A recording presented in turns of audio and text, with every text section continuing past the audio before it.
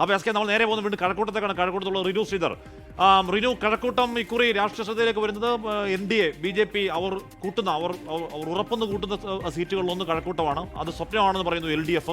അപ്പോൾ അങ്ങനെ അതിശക്തമായ പോരാട്ടം നടന്ന, നേരത്തെ നിഖിൽ പറഞ്ഞ പോലെ 10 മണ്ഡലങ്ങൾ എടുത്താൽ അതിലൊന്നിൽ കഴക്കൂട്ടമുണ്ട്. അത്രത്തോളം ആവേശം, വാശി, അത് കൊട്ടിക്കലാശത്തിലേക്കും അത് സ്വാഭാവികമായും പ്രകടമാവേണ്ടതാണ്. റിനു,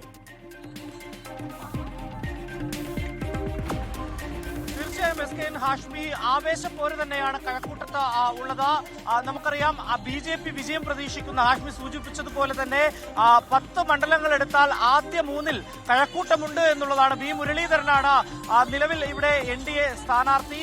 വലിയ ഭൂരിപക്ഷത്തോടുകൂടി വിജയിച്ച് കയറാം എന്നുള്ളതാണ് NDAയുടെ പ്രതീക്ഷ. പക്ഷേ ആ പ്രതീക്ഷയ്ക്ക് മങ്ങലേൽപ്പിച്ചുകൊണ്ട് LDF രംഗത്ത് ഇറക്കിയിരിക്കുന്നത് കടകംപള്ളി സുരേന്ദ്രനാണ്. 2 തവണ ഇവിടെ മത്സര രംഗത്ത് വന്ന് വിജയത്തിന്റെ രുചി അറിഞ്ഞ ആളാണ് കടകംപള്ളി സുരേന്ദ്രൻ. വലിയ വികസനം മണ്ഡലത്തിൽ കൊണ്ടുവന്നു എന്നുള്ളതാണ് കടകംപള്ളി സുരേന്ദ്രൻ അവകാശപ്പെടുന്നത്. പക്ഷേ അപ്പോഴും അദ്ദേഹം ദേവസ്വം ബോർഡ് വകുപ്പ് മന്ത്രിയായിരുന്ന സമയത്തെ സ്വർണ്ണക്കൊള്ള മണ്ഡലത്തിൽ വലിയ ചർച്ചയായി എന്നുള്ളതാണ് ഏറ്റവും പ്രധാനപ്പെട്ട കാര്യം. എന്തായാലും കഴക്കൂട്ടത്ത് ത്രികോണ മത്സരമില്ല.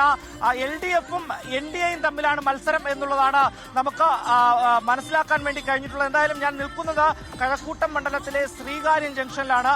കഴക്കൂട്ടം മണ്ഡലത്തിലെ കൊട്ടിക്കലാശം, ആ ആവേശപ്പോര് ഈ ശ്രീകാര്യം ജംഗ്ഷനിലാണ് നടക്കുന്നത്. ഇവിടെ ശ്രീകാര്യത്തിന് മേൽപ്പാലമൊക്കെ നിർമ്മാണം നടക്കുന്നതിനാൽ വലിയ ബുദ്ധിമുട്ടുണ്ടെങ്കിൽ പോലും ഇവിടെയാണ് കൊട്ടിക്കലാശം ക്രമീകരിച്ചിട്ടുള്ളത്. അതിന്റെ ഒരു ആവേശത്തിലേക്ക് എത്തിയിട്ടില്ല.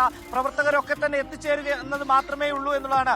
തിരുവനന്തപുരം നഗരസഭയിലെ 28 വാർഡുകളാണ് ഈ കഴക്കൂട്ടം മണ്ഡലം. അതിൽ 14 BJP-യാണ് ഭരിക്കുന്നത് എന്നുള്ളതാണ് ഏറ്റവും പ്രധാനപ്പെട്ട കാര്യം.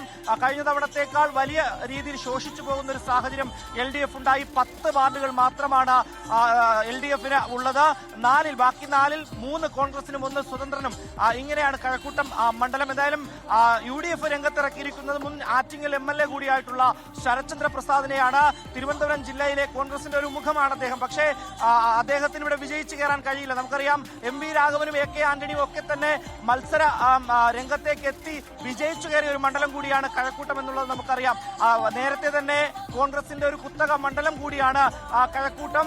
ആ കഴക്കൂട്ടത്ത് കോൺഗ്രസിന് തിരികെ പിടിക്കാൻ വേണ്ടി കഴിയുമോ എന്നുള്ളതാണ് ഏറ്റവും പ്രധാനപ്പെട്ട ഒരു കാര്യം. എന്തായാലും ഒരു ആവേശപ്പോര് നടക്കുന്ന തിരുവനന്തപുരം ജില്ലയിലെ സംസ്ഥാനത്തെ ഏറ്റവും പ്രധാനപ്പെട്ട ഒരു മണ്ഡലം തന്നെയാണ് കഴക്കൂട്ടം എന്നുള്ളത്. ഡീൽ വിവാദവും ശബരിമല സ്വർണ്ണക്കൊള്ളയും ഒക്കെ തന്നെ ഏറെ ചർച്ച ചെയ്ത മണ്ഡലം കൂടിയാണ് കഴക്കൂട്ടം. ഇവിടെ ആര് വീഴും ആര് വാഴുമെന്ന് പ്രവചിക്കാൻ കഴിയാത്ത ഒരു സാഹചര്യത്തിലേക്ക് പോയിരിക്കുന്നു.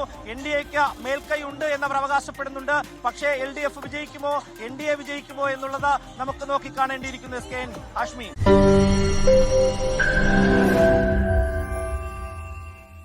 ലോകത്തെവിടെയായാലും ഏത് സമയത്തും 24 വാർത്തകളും ഓഗ്മെന്റഡ് റിയാലിറ്റി പാക്കേജുകളും എക്സ്പ്ലെയിനറുകളും വിശദമായി കാണാൻ ഞങ്ങളുടെ YouTube ചാനൽ നിങ്ങൾക്ക് സബ്സ്ക്രൈബ് ചെയ്യാം.